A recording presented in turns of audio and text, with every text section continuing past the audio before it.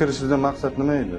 Bu uyga kirishimdan asosiy sabab bu moddiy yetishmovchilikdan, pul sababdan bo'lgandi.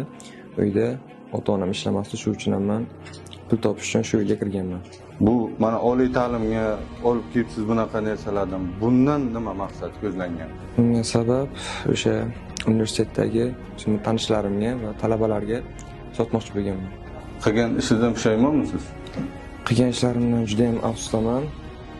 Bu yilga boshqa qaytib kirmayman. Iltimos, meni kechirishingizni so'rab qolardim.